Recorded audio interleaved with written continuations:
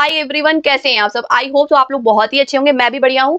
चलिए शुरू करते हैं इस वीडियो में क्या एक्चुअली क्या खास बात है, मैं आपको पहले रिव्यू दे देती हूँ कि जैसे हम लोग सीए एग्जाम दे के आते हैं तो उसका हम रिव्यू देते हैं, पेपर रिव्यू देते हैं और उसमें एक एक टॉपिक के बारे में बात करते हैं कि ये टॉपिक इससे आया, कॉम्बो टॉपिक मिलके आया, 2 चैप्टर का एक टॉपिक मिलके इतना लेंथी था, ऐसे था वैसे था, सब कुछ डिस्कस करते हैं। तो क्या ये सीएफए एग्जाम में भी होता था, बट अभी अप्रैल 2024 में इन्होंने अपनी एक गाइडलाइन लेके आई कि जो हम एग्जाम ड्यूरिंग द एग्जाम हम अपना पेपर डिस्कशन नहीं कर सकते, इस पे इन्होंने रोक लगा दी है।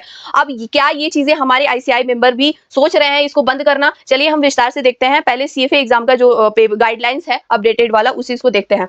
तो इसमें ये लिखा हुआ है कि ड्यूरिंग द एग्जाम हम लोग अपना पेपर रिव्यू नहीं दे सकते। आप लोग जैसे सीएफए एग्जाम में ये दिखा गया है कि पेपर रिव्यू हम सिर्फ इतना बता सकते हैं कि पेपर हार्ड है या इजी है, दैट्स इट। उसके अलावा हम कुछ और नहीं बता सकते, टॉपिक्स नहीं कवर कर सकते कि ये टॉपिक यहाँ से आया था, इतना लेंदी आया था, क्योंकि उनको ये लगता है कि एग्जाम पेपर रिव्यू करने से बच्चे को आइडिया लग जाता है कि पेपर कहाँ कहाँ से आ रहा है। लेकिन एक क्वेश्चन मेरा ये भी आता है कि जब आपको ये चीजें करना ही नहीं है तो आप अब हमारे जो मॉड्यूल रहता है सीएफए एग्जाम में भी, ये मॉड्यूल जो आप लोग देते हो, तो उसमें आप लोग कैटेगरी क्यों दे दिए हो कि जो एबीसी एनालिसिस है वो आप लोग खुद देते हैं कि इतने क्वेश्चन से आपको एग्जाम में इतना मार्क्स का मिल सकता है। तो जो सब ये सारी चीजें दे रहे हैं, तो ये क्या मतलब है? पेपर रिव्यू देने से कुछ फर्क नहीं पड़ता, मुझे आई थिंक सो लगता है। आपको क्या लगता है? आप इस चीज पे कमेंट सेक्शन में जरूर बताइएगा गाइस। तो इस चीज में देखो, सीएफए एग्जाम का ये मैंने चार्ट के थ्रू बताया कि एग्जाम पेपर रिव्यू नहीं दे सकते, स्ट्रिक्टली मतलब स्ट्रिक्टली मना है। अगर इस चीज का उल्लंघन होता है तो सीएफए एग्जाम आपको अपने इंस्टीट्यूट से निकाल सकता है।